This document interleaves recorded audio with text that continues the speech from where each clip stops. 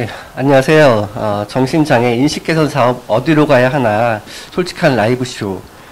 오늘은 광주 전라권역 진행을 맡은 대한정신장애인 가족협회 정책연구원 김영희입니다. 벌써 코로나가 2년째인데요. 모든 국민들이 힘들어하고 있습니다. 근데 이제 특히 이제 정신질환을 가진 당사자분들과 그 가족은 더 그 고통이 클 것으로 생각되는데요. 사실 정신장애인 분들이 힘든 게 이 코로나 이런 것뿐만이 아니라 환경도 어렵지만 그 세상에 이제 사람들이 정신장애인에 대한 인식과 편견 이런 게 더 힘들게 하고 있지 않나라는 생각이 듭니다.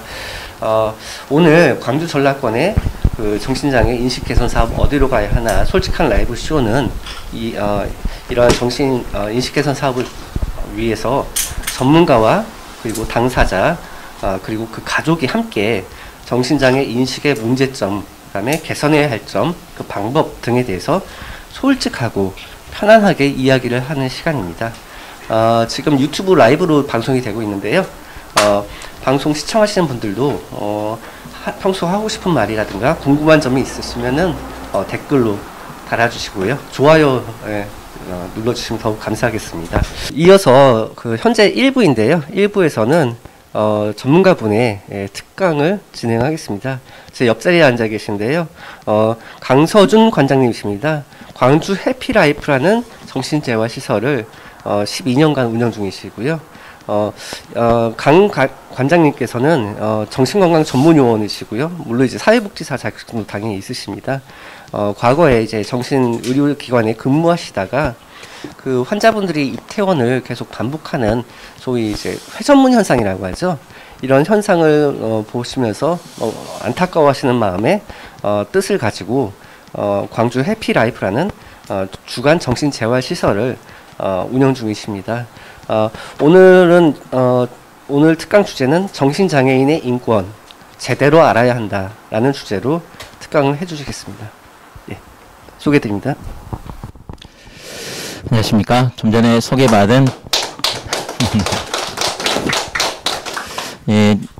소개받은 클럽하우스 모델이라고 하는 걸로 운영을 하고 있는 정신재활시설 광주 해피라이프 강서준입니다. 저는 개인적으로 이게 부부가 정신보건 사회복지사입니다. 오늘 이렇게 이제 여러분들 만나 뵌다 그래서 설레기도 하고 좀 떨리기도 하고 그러는데요. 일단 즐겁고 행복하고 감사한 마음으로 1시간 동안 같이 할 수 있었으면 좋겠습니다. 제가 이제 광주 해피라이프를 운영하고 있는 것은 한 12년 정도 되는데요. 이 정신질환 계통에서는, 정신장애 계통에서는 한 4년 정도 일을 하고 있는 것 같아요. 제가 공부를 시작했을 때도 그랬고, 이 정신질환에 대한 부분은 그때도 인권은 강조되었었습니다. 근데 이제 그 강조되었던 내용이 억압받지 않으면 인권, 권리는 보장이 되는 것이다라고 하는 정도의 수준이었었고요. 지금은 많은 변화가 있는 것 같습니다. 저기 슬라이드에 제가 이제 제시해 놓기도 했는데요. 예전에는 저희가 장애를 배울 때 손상이라고 하는 곳에서 기능 결함, 그 다음에 이제 사회적 분리라고 일컬어지는 핸디캡, 이것을 장애라고 했었는데 최근에는 이제 그 외국 자료들을 보면 이런 표현이 있더라고요. different ableman이나 different needman이라 해서 장애를 뭔가 이렇게 특별한 다른 능력을 가진 사람이나 뭔가 다른 욕구를 지닌 사람 정도로 이야기를 하고, 현재에는 또 당사자 운동이나 이런 것들이 굉장히 많이 강조되고 있는 것이 현실인 것 같습니다. 이러한 내용들을 토대로 해서 오늘 1시간 정도 여러분하고 함께 하도록 하겠습니다. 오늘 이제 다뤄질 그 내용들 중에 핵심적인 그 내용들은 주로 키워드는 우리가 이제 연대랄지 존엄성이랄지 감수성, 그리고 이제 요즘에 그 하버드 대학의 교수가 이야기했던 라이트 토크라고 하는 흔히 우리말로 번역하면 권리 타령이라고 하는 이러한 개념이나 평등이나 이러한 것들을 살펴볼 수 있도록 하겠습니다. 제가 이제 슬라이드를 보시면 첫 문장에 5.18, 3.14라고 제가 적어놨어요. 제가 어디에 가서 이 부분을 읽어보라 하면 어떤 친구들은 5.18로 읽는 친구들이 있고 5.18로 읽는 친구들이 있습니다. 그리고 또 3.14를 읽어보라 했을 때는 3.14로 읽는 친구들이 있고 3.14로 읽는 친구들이 있더라고요. 이 차이는 과연 어디에서 오겠느냐 보면 자신들이 경험한 바에 비추어서 해석을 하는 것 같습니다. 인권 또한 마찬가지라고 저는 생각을 하고 있습니다. 그리고 이제 두 번째 보면 제가 이제 아빠 밥 주세요라고 하는 문장을 써놨는데요. 저희는 이제 맞벌이를 하다 보니까 제가 퇴근을 항상 조금 먼저 합니다. 집사람보다. 그러면 애들이 저를 보고 아빠 밥 주세요라고 하는 말을 매일 거의 매일같이 듣는 표현입니다. 이게 이제 기성세대한테는 굉장히 어색하고 이러한 말이겠지만 요즘 친구들한테는 굉장히 익숙하고 친근한 표현인 것 같기도 하고요. 같이 살다 보니까 저도 이게 전혀 어색하지 않은, 근데 인권이라고 하는 것도 어느 누구에게는 굉장히 어색하고 낯선 단어가 될 수도 있습니다. 근데 이제 요즘에 대다수의 사람들에게는 매우 익숙한 단어가 되고 있죠. 그리고 이제 요즘에는 우리가 컨택트다, 언택트다, 원택트다, 딥택트다, 이런 것들이 코로나 시대에 강조되고 있는 단어인 것 같습니다. 그러니까 흔히 말하는 대면에서 비대면, 비대면에서도 온라인이 강조되고 온라인이 강조되다 보니까 깊숙한 관계를 요구하는 이러한 용어들, 신조 용어들이 많이 등장하는 시대가 됐고요. 여러분들도 요즘에 많이 사용을 하시겠지만 요즘은 카페트 시대라고 일컬어지기도 합니다. 카페인 중독의 시대라고 이야기도 하고요. 여기서 카페트는 흔히 말하는 카카오톡, 페이스북, 트위터, 카페인 하면 이제 인스타가 포함이 아마 될 거라고 봅니다. 요즘에는 거기에서 더 나아가서 밴드나 카페, 줌, 오늘 이 강의에서도 활용되고 있는 유튜브, 우리가 정보를 이렇게 습득한다라고 하는 공간들이 굉장히 많습니다. 근데 과연 우리가 제대로 된 정보를 얻을 수 있는 공간들이 우리가 생각하는 것만큼이나 많은 것인지 생각해 볼 필요성이 있겠다 싶고요. 작지만 인권이라고 하는 것에 대해서 접근할 수 있는 그러한 부분들을 여러분들과 같이 공유할 수 있는 그런 시간이 되었으면 합니다. 이제 우리가 아는 그 장애인 부분의 분류 현황을 보면 다들 아시겠지만 15가지 유형으로 분류가 되고 있습니다. 근데 이 장애 분류 15가지에는 정신적 장애 그리고 신체적 장애로 분류가 되는데, 정신적 장애에는 우리가 아는 정신장애와 발달장애를 포함한 3가지 유형으로 분류가 되고 있습니다. 그럼 이제 오늘 저희가 다뤄야 될 인권인데요.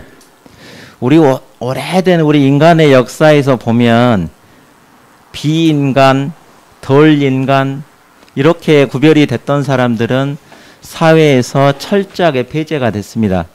특히 정신장애인은 비인간으로 취급되어 온 것이 사실입니다.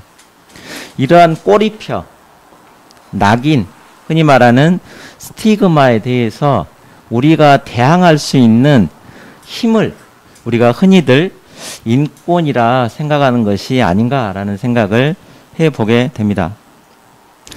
다음으로 인권은 특정한 사람이나 이러한 사람들이 향유하는 게 아니라 사람이라면 누구나 마땅히 이것이 옳다라고 생각하는 상태, 이것이 인권이 아닐까 이런 생각을 합니다. 이런 생각, 이러한 도덕적인 권리는 우리가 법적인 권리를 이끌어가는데 중요한 원동력이 된다고 생각을 합니다. 예를 들어 저희가 알고 있는 맹자의 성선설이나 순자의 성악설을 보게 되면 성선설의 주장의 근거가 과연 뭘까 보면 인간이 착하다라고 보는 거거든요.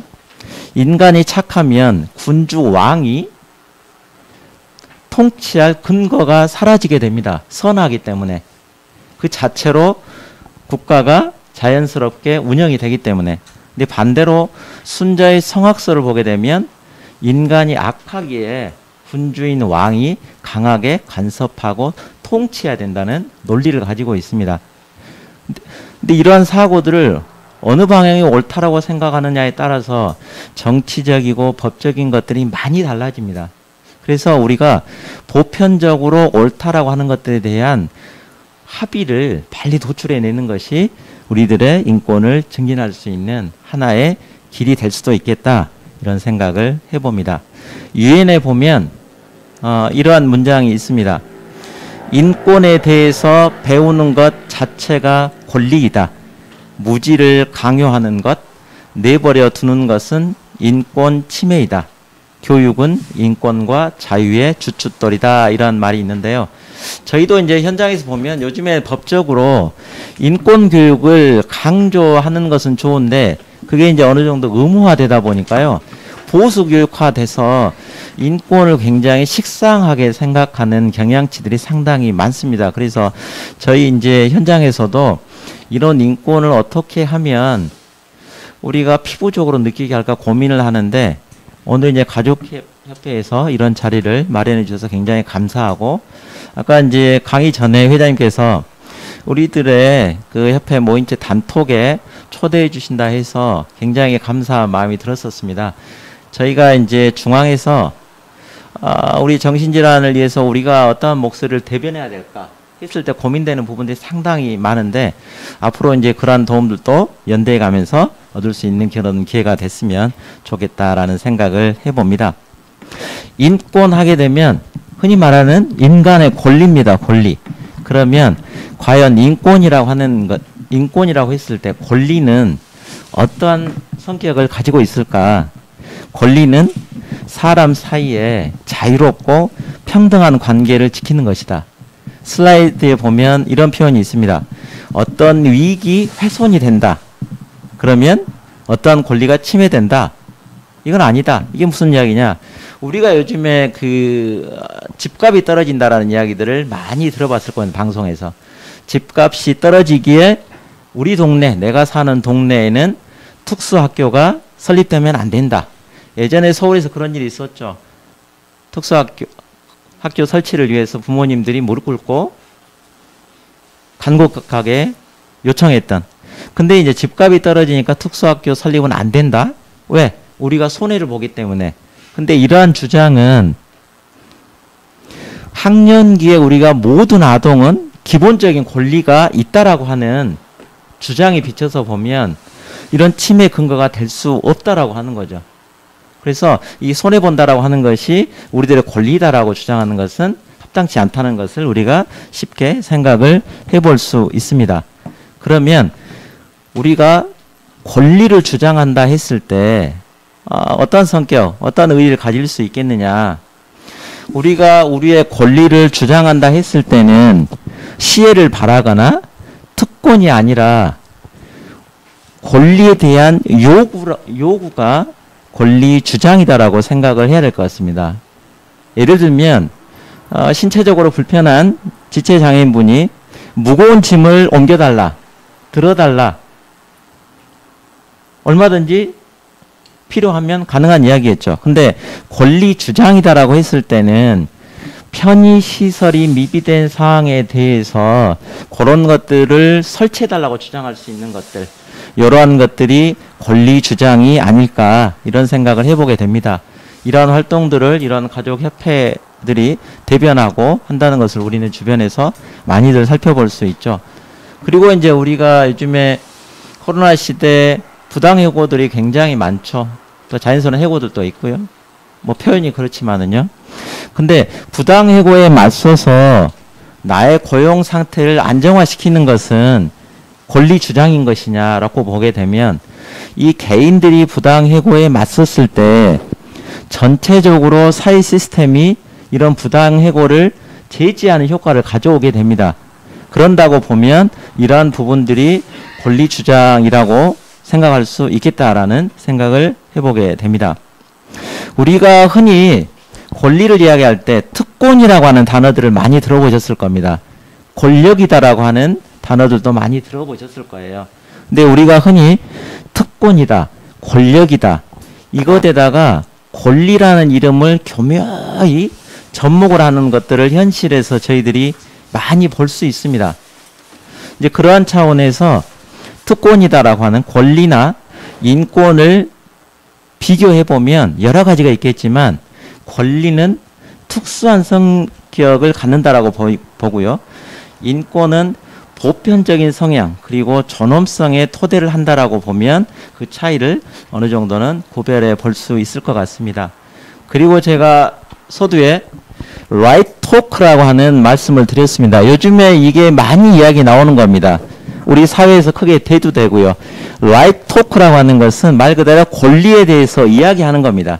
근데 이거를 미국 하버드 대학의 사회학자 교수님이 쓴 책입니다. 이게 right talk이라고 하는 것이. 그래서 우리말로 번역을 하면 입만 떠버리면, 입만 열면 권리 타령 정도로 해석할 수 있겠습니다.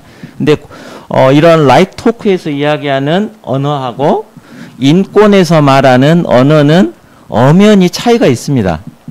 입만 열면 권리 타령하는 사람들의 특징들은 내가 이기냐 지냐라고 하는 흔히들 말하는 치킨 게임에 굉장히 몰두를 합니다. 그래서 웬만하면 해결할 일들도 모든 것을 법적으로 끌고 가자라고 하는 것들이 굉장히 많죠. 요즘에 이제 대통령 선거를 앞두고 정치권을 보면 예전에 보이지 않았던 고소 고발 사건들이 굉장히 많습니다. 정치적으로 합의할 일들도. 그리고 저희들이 사는 아파트 안에서의 층간소음도 얼마든지 주민들끼리 만나서 해결할 일들도 거의 해결이 안 되고 법적으로 가는 이러한 것들이 많죠. 나는 조용하게 살 권리가 있다. 나는 일정 생활을 누리다 보면 약간의 소음 발생할 수도 있다. 그래서 본인들만의 권리라고 타령하는 것들이 이 라이트 토크라고 하는 책이 있습니다. 근데 인권이라고 하는 것은 그거와는 다른 개념으로 생각하는 거죠. 타인에 대한 환대를 하고 관계하는 과정에서 일어나는 언어 이러한 것들을 인권이라고 봤을 때는 큰 차이를 대비할 수 있겠습니다. 근데 과연 이제 우리가 이 라이트 토크하고 인권이라고 하는 이 두 개념을 혼동했을 때 우리 사회에는 여러 가지 혼란스러운 양상들이 많이 벌어지는 것 같습니다. 그래서 우리가 과연 내가 나의 인권, 나의 권리를 주장할 때는 거기에 합당한 명확한 개념적인 정의들이 있어야 될 것 같습니다. 우리가 이제 흔히들 인권을 이야기를 할 때 아까 말씀드렸던 것처럼 인권을 이루는 핵심 요소들은 여러 가지가 있을 것 같습니다. 우리가 가장 중요시하게 이야기하는 존엄성, 자유, 연대, 평등 등 여러 가지 요소가 있는데요. 우선 존엄성 부분에 대해서 살펴보도록 하겠습니다. 우리가 건물을 짓게 되면 주춧돌이 있습니다. 주춧돌. 마찬가지로 인간이 누릴 수 있는 인권의 목적이자 토대는 저는 개인적으로 존엄성이라고 생각을 합니다. 우리가 사회적인 지위나 신분이나 이러한 것들이 외장하드, 즉 이제 컴퓨터로 따져보면 하드웨어인 거예요. 근데 존엄성은 내장하드, 컴퓨터로 따져보면 소프트웨어죠. 소프트웨어. 컴퓨터의 핵심적인 부분이죠. 우리 인격체를 지닌 인간에 있어서도 가장 핵심적인 것은 이 존엄성이라고 개인적으로 생각합니다. 예전에 이제 우리 그 어르신들, 조상님들의 표현을 보면 사람 위에 사람도 없고 사람 밑에 사람도 없다라고 하는 것이 인권의 핵심인 존엄성을 표현하는 가장 대표적인 말이 아닐까라는 생각을 해봅니다. 그런데 이 인간의 존엄성, 존중을 이야기를 할 때 이러한 표현으로 생각을 해볼 수도 있습니다. 존중은 사람들을 평등하게 대할 근거를 구성한다. 반면 평가는 사람들의 등급을 매길 근거가 되기도 합니다. 평가가 무조건적으로 나쁜 것은 아니죠. 평가도 필요한 영역이 있습니다. 요즘에 유행하는 그 쿠팡이츠 그 배달 앱이라고 하는 걸 보면 그거를 운전하기 위해서는 필수적으로 운전면허가 있어야 됩니다. 운전면허가 있어야 되죠. 근데 성범죄나 이런 범죄를 저지른 사람들은 복지시설에 채용은 안 됩니다. 그건 합당한 거죠. 단 그렇다손 치지만 범죄자라고 하는 그 이유 자체만으로서 이분들을 학대하는 것은 존엄성을 존중하는 것하고는 별개라고 저희가 생각을 해볼 수 있겠습니다. 그럼 우리가 흔히 존중은 과연 뭐냐? 영어적인 표현으로는 respect입니다. respect. 리라고 하는 개념이 다시 또죠. spect는 보다라고 하는 개념으로 생각을 해보면 respect는 다시 보는 겁니다. 그럼 과연 뭘 다시 볼 거냐? 우리가 가지고 있는 기존의 편견이랄지 고정관념을 다시 본다라고 하는 것으로 해석을 할 수 있겠습니다. 비근화 내로 저희들이 여기 계신 이제 협회장님은 아시겠죠? 예전에는 저희가 영세민이라고 불리던 시절이 있습니다. 생활보호법 하에서요. 지금은 국민기초생활보장수급권 하나의 권리 영역으로 보는 거죠. 그래서 수급권자라고 하는 표현을 쓰기도 하고요.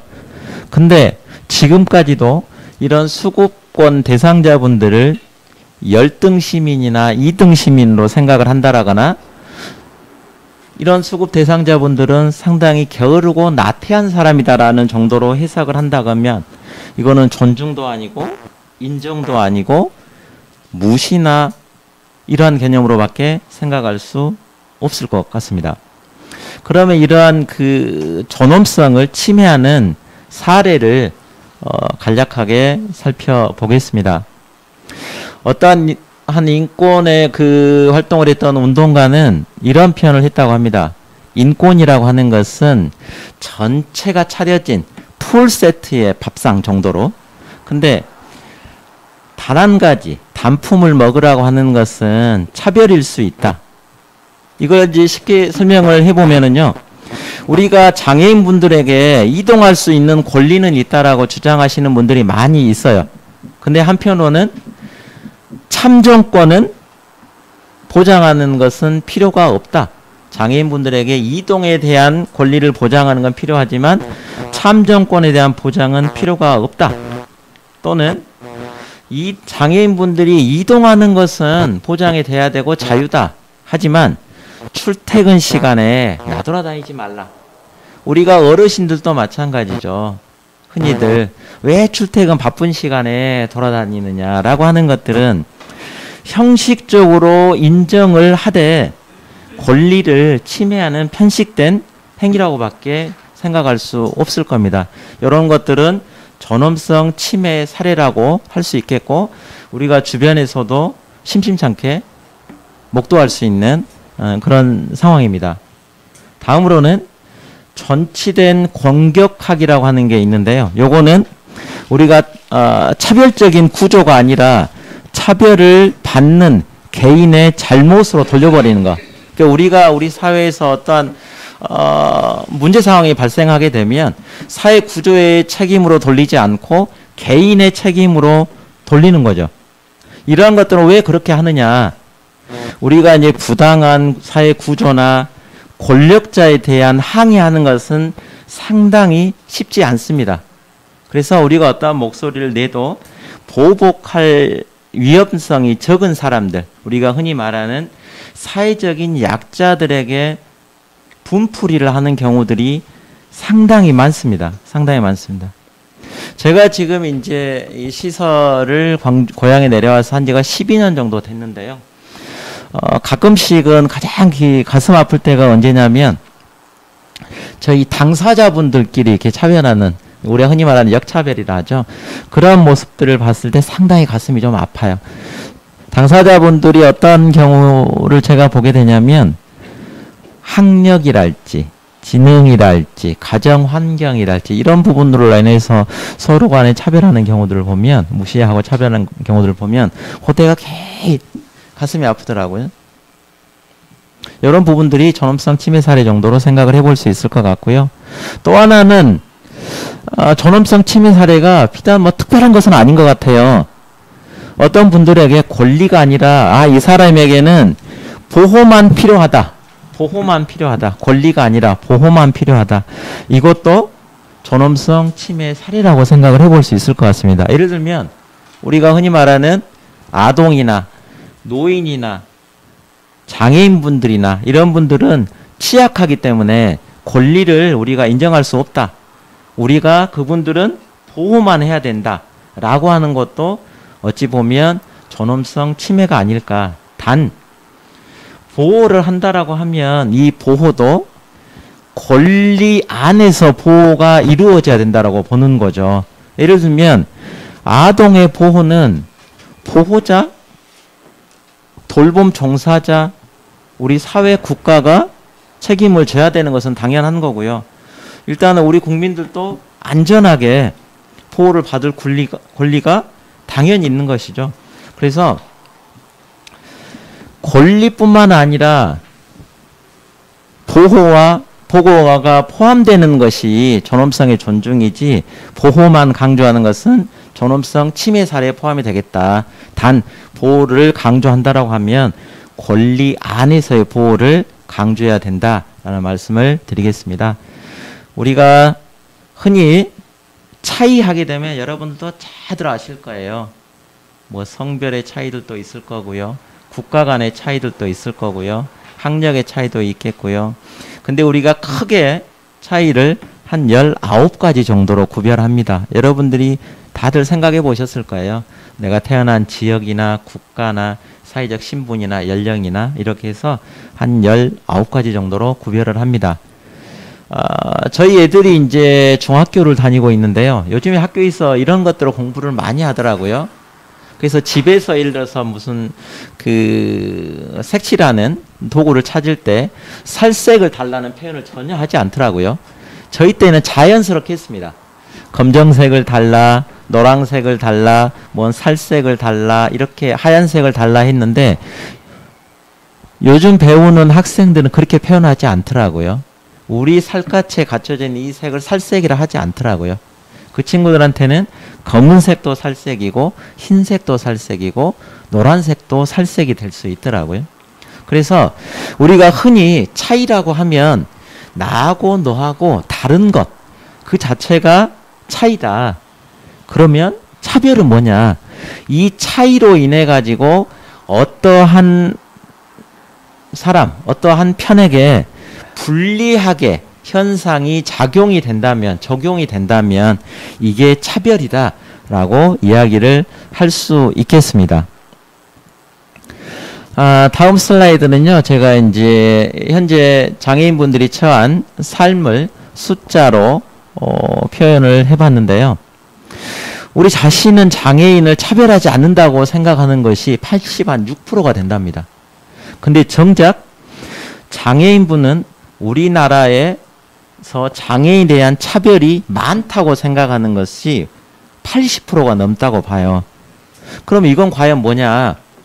차별에 대한 인식의 차이가 이렇게 크다라고 보는 거죠. 저희가 지금도 보면 인권교육을 저희도 해보기도 하고 가보기도 하면 정신병원에서 이야기하는 인권의 주제하고요. 이런 그 협회에서 지금 오늘 또 진행을 합니다만은 협회에서 강조하는 인권 주제 자체가 아주 판이하게 다릅니다. 아직도 병원에서는 회원들의 등급을 먹이지 않고 구타하지 않고 강박을 하게 되면 시간 단위로 체크하고 이러한 부분들을 인권의 영역으로 생각을 해요. 지역사회에서 강조하는 것들하고는 아주 다른 결과들이 있다라고 하는 건데요. 이러한 것들이 여기 숫자로 보더라도 여실히 나타납니다. 그 다음에 이제 인권에 기둥하게 되면 우리들이 쉽게 이야기하는 자유라고 하는 것이 있습니다.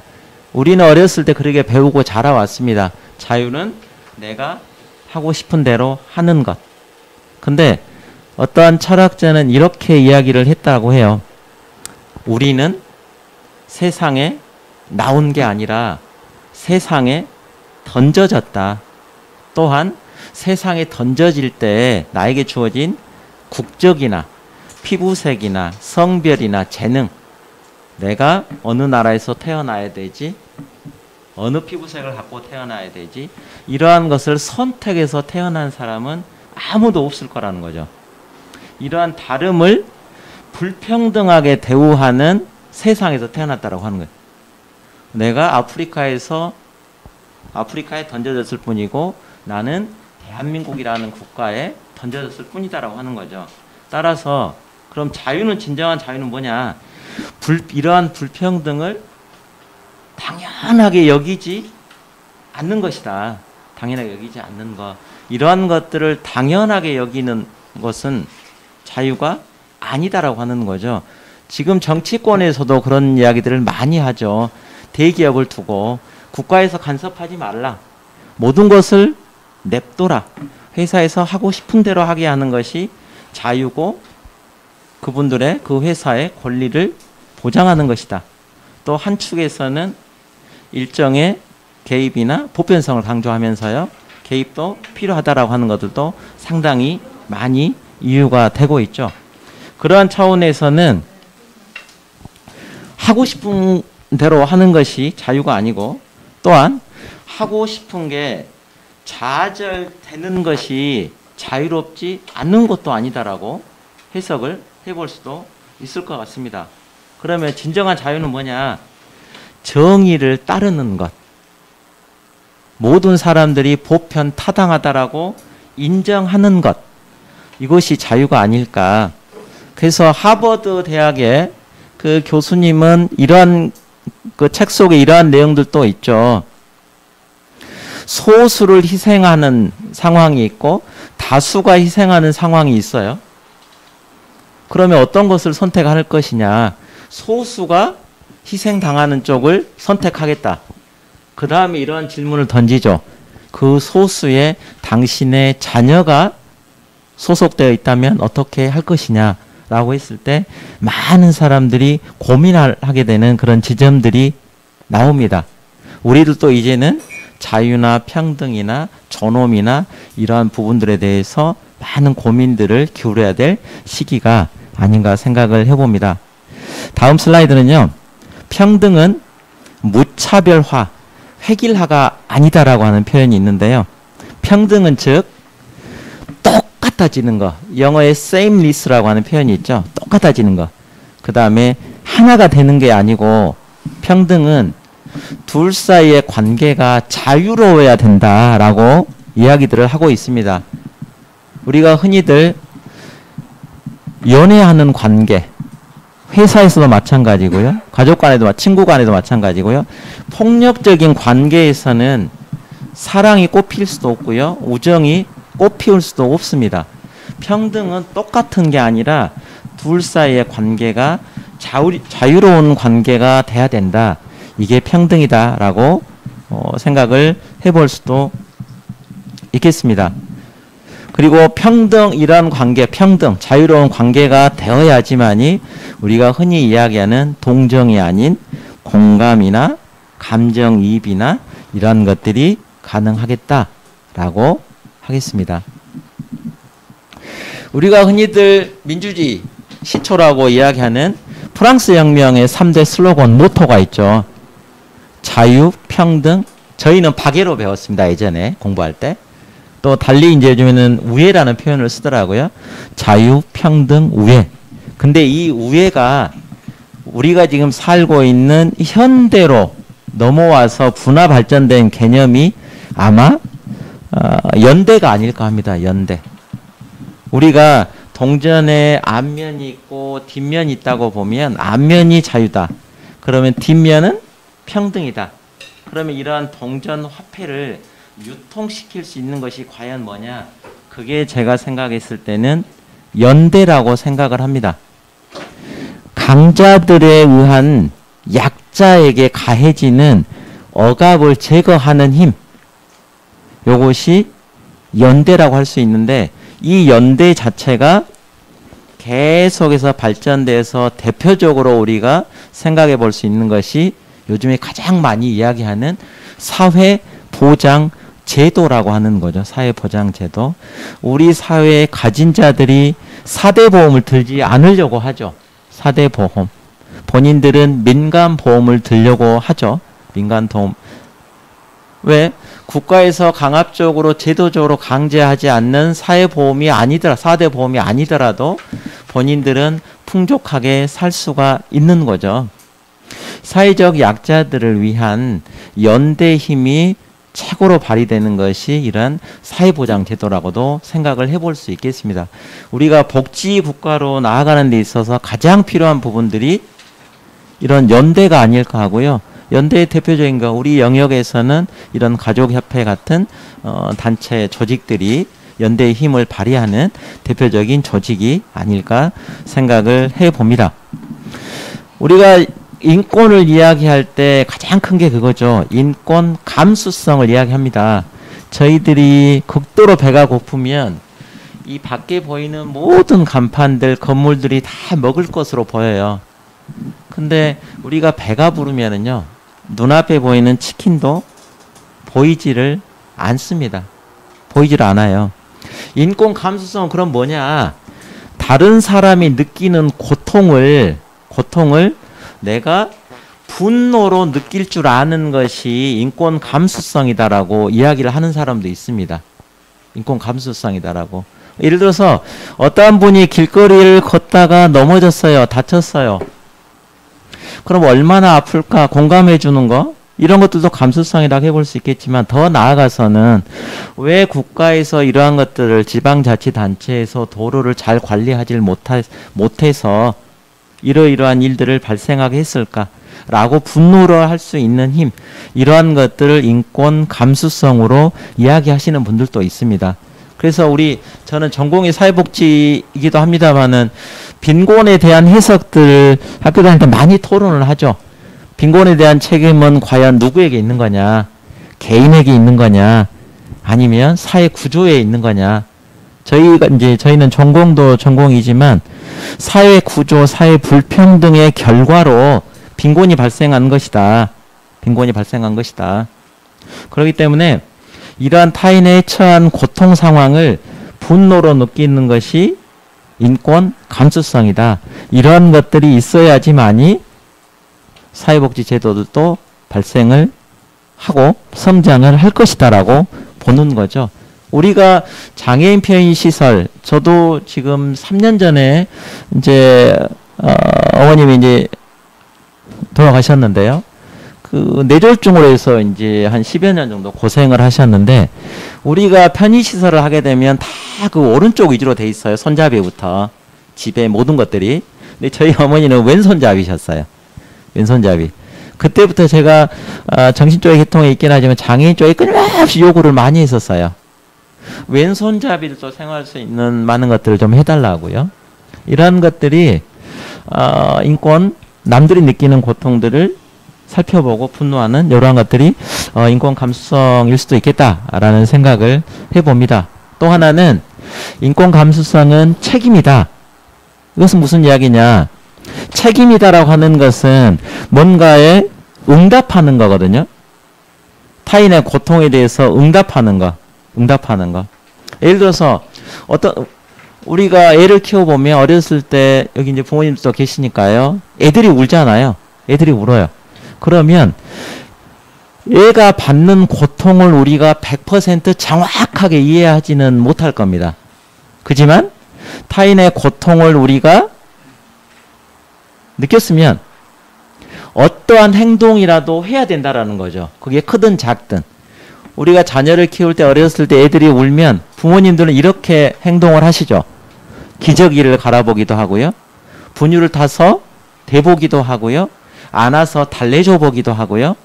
그 고통의 원인이 100% 정확하게 뭔지는 모르지만 어떠한 것이든 간에 행동을 취한다라고 하는 거죠. 이러한 것처럼 타인의 고통에 대해서 응답하고 어떠한 행동이라도 취하는 것, 이러한 책임, 이러한 것들이 인권 감수성의 영역이다라고 생각도 해볼 수 있을 것 같습니다. 근데 이러한 책임, 응답하지 않고 회피하는 것들은 왜일까라는 생각을 해보면 사람 간의 관계를 상품과의 관계로 생각하는 경우들이 많죠. 우리가 요즘에 그 이주 여성분들이 많은데 우리나라에 들어오시게 되면 폭력을 이렇게 남편들이 행사하는 경우들이 굉장히 많아요. 여러 가지 이유가 있겠지만 왜 그럴까를 생각을 해보면 내가 일정의 비용을 들여서 그 제품을 사가지고 왔다라는 개념들이 상당히 있는 거예요. 우리가 제품을 사서 사용을 하다가 마음에 들지 않으면 반품을 하기도 하고 폐기하기도 하고 그렇습니다.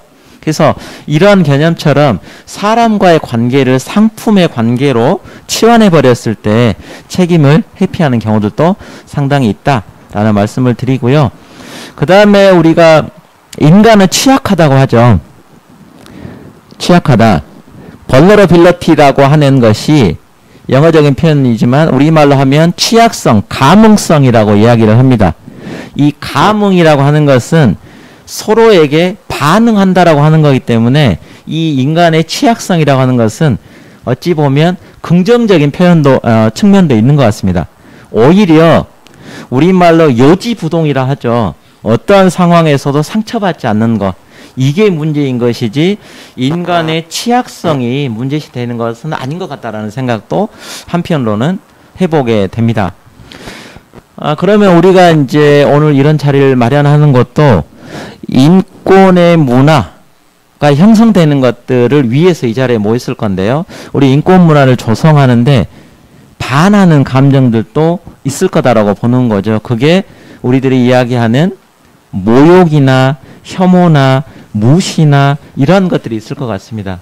그러면 현대인들은 왜 모욕이나 무시나 혐오와 같은 부정적인 감정들을 발산을 하느냐 보면 우리 대다수들이 엄청난 불안이나 이런 경쟁 속에서 살아갑니다. 그러다 보니까 내가 누구지, 흔히 말하는 정체성을 상실하는 경우들이 상당히 많습니다. 근데 이러한 불안이 사회적인 약자들에 대한 혐오로 투사되는 양상들을 굉장히 많이 봅니다. 요즘에 뉴스에 많이 그런 기사들이 있을 겁니다. 여성을 혐오하는 이런 남성들. 근데 그런 남성들이 흔히들 이렇게 이야기하죠. 난 여성을 좋아한다. 난 이 여성을 사랑했다라고 말을 합니다.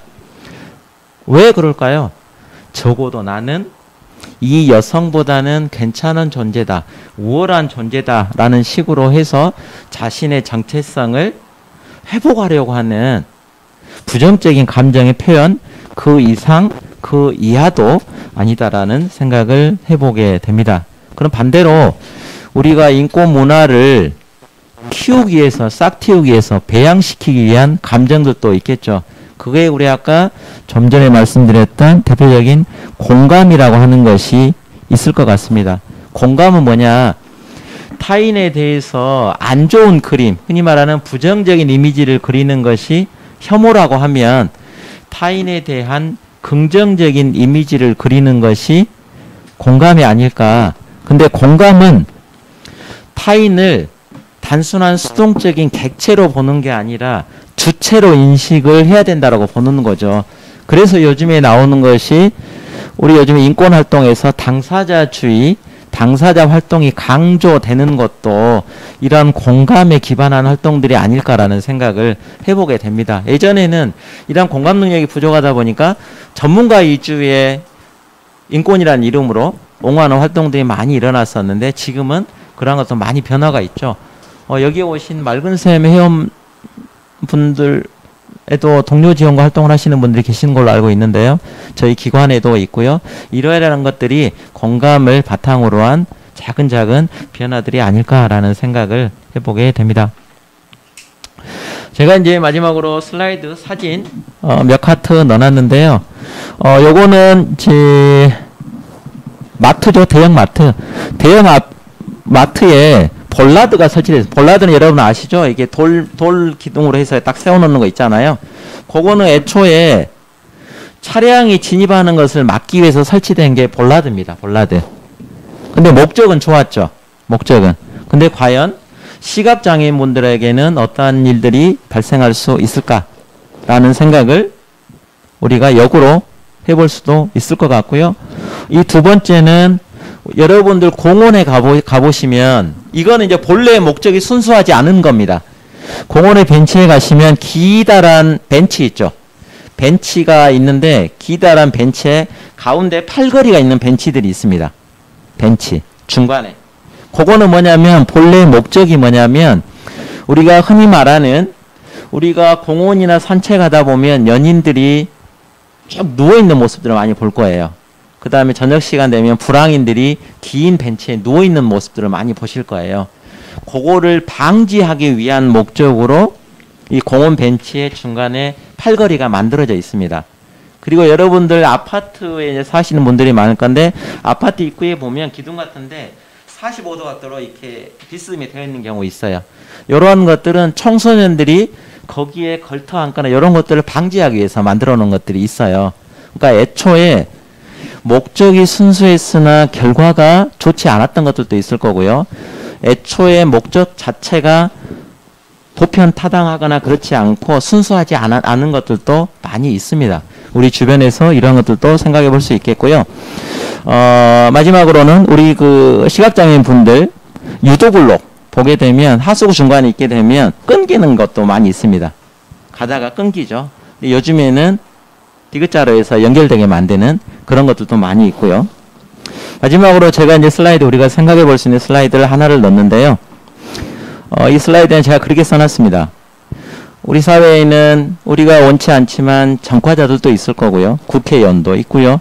관광객, 외국인, 이주노동자, 장애인, 연예인, 서민 여러 부분들이 있습니다. 근데 이런 각각의 사람들이 차량을 운전하다가 신호를 위반을 했어요. 근데 여러분 개인이 다 경찰관 신분이라고 했을 때 모든 사람에게 신호 위반한 것에 대한 벌금을 똑같이 할 것이냐 아니면 다르게 할 것이냐 이러한 부분도 고민해 보시면 우리가 인권이라고 하는 것들을 정의하는 데 있어서 적게나마 도움이 되지 않을까 싶고요. 제가 오늘 요 시간을 마련한 것은 우리가 인권이라고 하는 것들이 이제 강조되기 된 것들이 수십 년 이제 되다 보니까 인권을 굉장히 고차원적인 것으로 해석을 하고 특별한 것으로 해석을 하는 경향치들이 있어서 기본으로 돌아가서 인권에 대한 개념, 우리 권리 이런 것들을 차분히 생각해 볼 수 있었으면 한다라는 개념에서 작게나마 시간을 마련했습니다. 제 발표는 여기까지 할 거고요. 잘 들어주셔서 감사합니다.